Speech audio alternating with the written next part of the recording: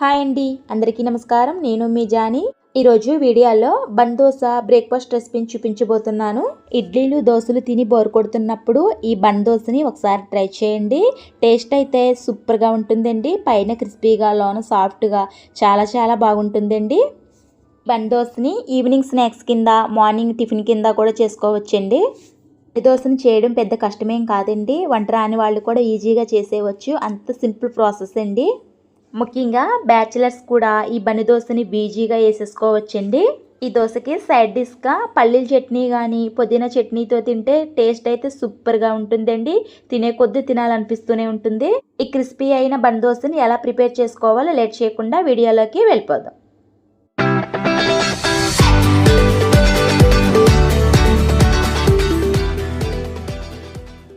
ముందుగా స్టవ్ మీద ఒక కడాయి పెట్టుకుని 2 టేబుల్ స్పూన్ ఆయిల్ వేసుకోవాలి. అందులోకి 1 టేబుల్ స్పూన్ ఆవాలు, 1 టేబుల్ స్పూన్ మినపప్పు, 1/2 టీ స్పూన్ జీలకర్ర వేసుకుని కొద్దిగా చిటపటలాడిన తర్వాత ఇందులోకి కొద్దిగా కరివేపాకు, చిన్నగా తరిగి పెట్టుకున్న అల్లం ముక్కలు, చిటికెడు ఇంగువ లో ఫ్లేమ్లో ఫ్రై చేసుకోవాలి. ఫ్రై అయిన తర్వాత దించేసి పక్కన పెట్టేసుకోండి. ఇప్పుడు ఒక మిక్సింగ్ బౌల్ తీసుకుని ఇందులోకి 1 కప్పు గోధుమ పిండిని వేసుకోవాలి.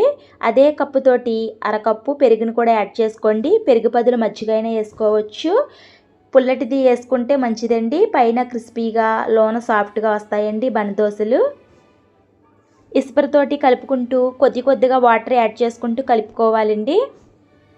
విస్పర్తో కలుపుకుంటే పిండి బాగా ఉండలు లేకుండా చక్కగా కలిసిపోతుందండి. ఎక్కడ ఉండలు లేకుండా పిండి చక్కగా సాఫ్ట్గా కలిసిపోతుంది. కొద్దిగా వాటర్ యాడ్ చేసుకోండి. ఒకసారి ఎక్కువ పోయొద్దు, పిండి లూజ్ వచ్చేస్తుంది. ఇలా కలుపుకున్న పిండిలోకి 2 టేబుల్ స్పూన్లు సుజీ రవ్వను వేసుకోండి. మనం ఉప్మా కోసం వాడతాం కదండి, ఉప్మా రవ్వ అది వేసుకోండి. 2 టేబుల్ స్పూన్లు రవ్వ కూడా బాగా కలిసేలాగా మిక్స్ చేసుకోవాలి. ఇలా బాగా కలుపుకున్న తర్వాత ఈ పిండిని 10 నిమిషాల పాటు మూత పెట్టేసి పక్కన పెట్టేసుకోండి. 10 నిమిషాలు అయిన తర్వాత పిండి ఇలాగా సాఫ్ట్గా చక్కగా నానిపోతుందండి. ఇప్పుడు ఇందులోకి 2 టేబుల్ స్పూన్లు క్యారెట్ తురుము, క్యాప్సికమ్ ముక్కలు, చిన్నగా తరిగి పెట్టిన ఉల్లిపాయ ముక్కలు, పచ్చిమిరపకాయ ముక్కలు, కొద్దిగా కరివేపాకు, కొద్దిగా కొత్తిమీర కూడా వేసుకుని ఈ వెజిటేబుల్ అన్నీ పిండిలో బాగా కలిసేలాగా కలుపుకోవాలండి. పిండి కలుపుకునేటప్పుడు ఎక్కువ వాటర్ యాడ్ చేయకండి. పిండి బాగా లూజ్ అవ్వకూడదు, అలాగని గట్టిగా అవ్వకూడదండి. రిబ్బన్ కన్సిస్టెన్సీలో ఉంటే సరిపోతుంది. కలుపుకున్న తర్వాత ఇందులోకి రుచికి సరిపడినంత సాల్టు, చిటికెడు పసుపు, 1/2 టీ స్పూన్ జీలకర్ర, 1/2 టీ స్పూన్ వంట సోడా వేసుకుని బాగా కలుపుకోవాలండి. బాగా మిక్స్ అయిపోవాలి. ముందుగా రెడీ చేసి పెట్టుకున్న పోపు దినుసులను కూడా ఇందులో వేసుకుని బాగా కలిపేసుకోండి.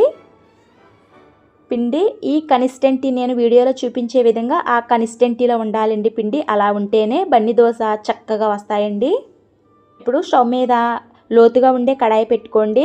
ఇందులోకి 2 టేబుల్ స్పూన్ ఆయిల్ పోసుకుని ఆయిల్ వీటెక్కిన తర్వాత మనం రెడీ చేసి పెట్టుకున్న పిండిని 3 గరిటెలు వేసుకోండి. 3 గరిటెలు వేసుకుంటే బన్ని దోశకి కరెక్ట్గా సరిపోతుంది. మీకు ఇష్టమైతే ఈ బన్ని దోశని ఆయిల్ బదులు నెయ్యిని కూడా వేసుకుని ఫ్రై చేసుకోవచ్చండి. ఈ దోశని ఫ్రై చేసుకునేటప్పుడు లో ఫ్లేమ్లో ఫ్రై చేసుకోండి. అప్పుడే పైన క్రిస్పీగా, లోన సాఫ్ట్గా వస్తాయండి. ఇలా 2 వైపులా బంగారు కలర్ వచ్చే వరకు ఫ్రై చేసుకోండి. అంతేనండి, ఎంతో క్రిస్పీ అయిన బన్ని దోశ రెడీ అయిపోయినట్టే. ఈ వీడియో మీకు నచ్చినట్లయితే ఈ వీడియోని మీ బంధువులకి, స్నేహితులకి షేర్ చేయండి. మరిన్ని హెల్దీ అయిన వంటకాల కోసం నా ఛానల్ సబ్స్క్రైబ్ చేసుకోండి. ఒక లైక్ ఇవ్వండి.